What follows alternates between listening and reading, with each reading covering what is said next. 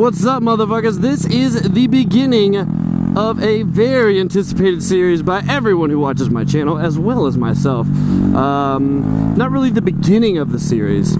This is the resurgence of a series.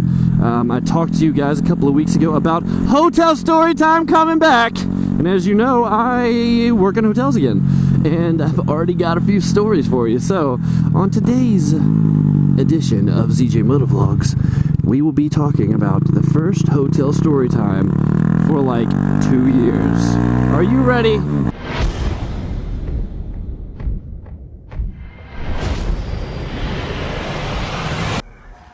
you're listening to this, you are the resistance.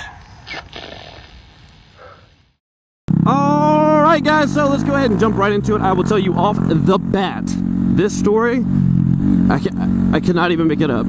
So just an FYI for those of you who weren't around for the original Hotel Storytime, there is a playlist with all of these videos. I promise you, you want to watch them. They are great. Basically, Hotel Storytime is a series that I do where basically I just tell you guys ridiculous stories that I've encountered working in the hospitality industry. A little bit of backstory. I actually live in Boston now. I'm originally from Virginia Beach. I moved from Virginia Beach down to New Orleans to be the front office supervisor at the Roosevelt. It is the Waldorf Astoria in New Orleans. Was there for a year, moved up to Boston to be the night manager at the Taj in downtown. It's a pretty historic hotel, was actually the first Ritz-Carlton ever made. And from there I went to the Hilton Boston Back Bay and left for a little bit, worked at the motorcycle dealership, drove for Lyft full time, and now I am back. I'm at another Hilton property and I am the director of front office. So that actually makes it a lot easier for me to get these stories whenever you're a manager, because those stories get shoved on you because most of the stories are bad shit that happens, so I end up dealing with all the bad shit because people complain. So today's story was literally like 2 weeks after I got to this hotel, and I don't think I have ever had a guest encounter in which a situation was brought to me for some form of resolution by the guest, and I literally drew a blank as soon as I saw it because I was so stunned. So, if you guys have watched the series before, you will know I speak a lot about gold and diamond members, Hilton Honors gold and diamond members. They basically think their shit don't stink and that they are the greatest thing God has ever put on this earth, and when they go to a Hilton, you basically need to kneel before them and suck their penis tip. But this guy was actually incredibly cool about a very, very fucked up situation. So I'm in the back office, sitting at my desk, getting some stuff done, and one of my front desk agent comes back and she goes, so this guy is demanding to talk to you. I said, what? About what? He wouldn't tell me. And anytime they say he wouldn't tell me or she wouldn't tell me, that means this is about to be a good one. So open up your memory banks, start downloading the information while the guy speaks it, and you're going to want to save this story. So I go up to the front desk and was like, oh my god. So I go up there, and this guy is standing at the front desk, and I said, hey, how you doing, sir? My name is ZJ. I'm the director of front office. I heard that you had a problem. You wanted to speak to me. What's going on? What can I help you with? So this guy looks at me and goes, all right, so I left my room today at 6 a.m. Everything was fine. No issues. And when I came back, he looked at me, he put this bag, like this Target bag with stuff in it. He said, when I got back to my room, this was on my bed. And immediately I'm like, oh, what the fuck? What is this? So I proceed to open said bag. There are two cases. One looks like a small laptop case. One looks like the old school like CD, DVD cases. Those of you who are from the 90s, you know exactly what I'm talking about, because I had multiple with all my CDs of cool shit in it. But so I'm like, okay. He was like, that's a DVD player. He was like, open up that other one. And as I'm opening up this case, he goes, I don't really care what other people are into because that's their business, but I'm not really sure why this shit is in my room. And I immediately go, uh-oh, what in God's name am I about to open up? So I unzip this DVD case and I open it up, and like this, if you know what a DVD case is like, it's just a bunch of sleeves. DVD goes on each side. There's like a little felt thing in the middle so the DVDs don't get scratched. So I open it up. First thing I see is a DVD with a picture of a big, burly black man, dick just hanging out, and it says, the name of the DVD was Pound Town. And I went, like, my jaw just dropped. Like, what do you say to this guy? And I just kind of looked at him and was like, yeah, I'm not sure why this would be in your room. And I look at him, I was like, I am extremely sorry, but I will, I'm going to be contacting the director of housekeeping as well as all of our supervisors, and to see, with engineering, I need them to run a lock audit on your room to see what keys have opened your door since you left this morning at 6 a.m. Because, I mean, obviously, I mean, once I started talking, I was like, okay, I know what to say to him, I know how to handle this, but it was just the utter shock of opening up a DVD, and just so happens this guy is a Diamond member. Yippee for me!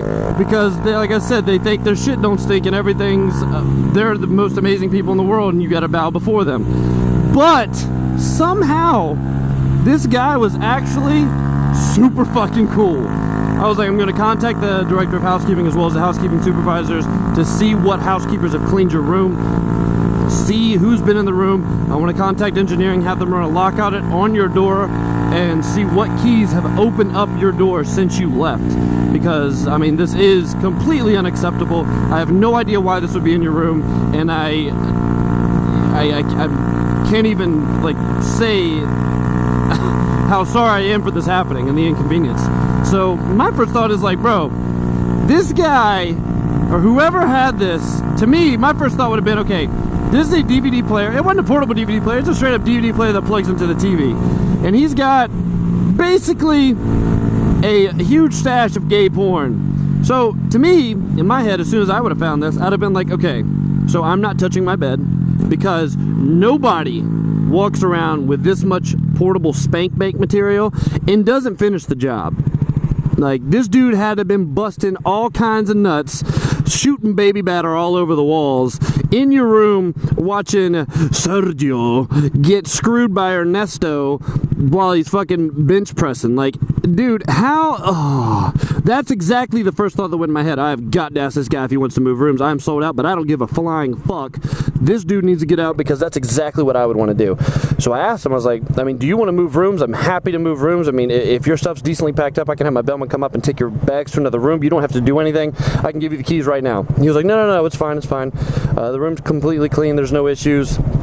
I just wanted to make sure that this was brought to some manager's attention, and either the GM or the front office manager. I wanted to make sure this was known because this is very startling to me. And I was like, yeah. Like, you just walked in and found a whole stash of gay porn and a DVD player that was probably plugged into your TV so the dude could fucking whack his mushroom tip.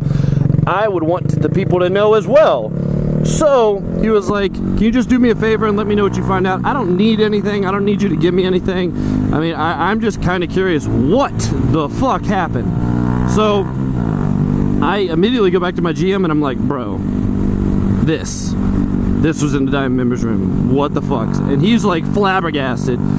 So there's really no resolution we could come to that day because the director of housekeeping was out. She wasn't there. She was back the next day. So the next morning, I mean, everything was kind of left at that because there was really nothing we could do until the housekeeping manager was in. So the next day, she's in. I'm in the back office. My front office supervisor's at the desk.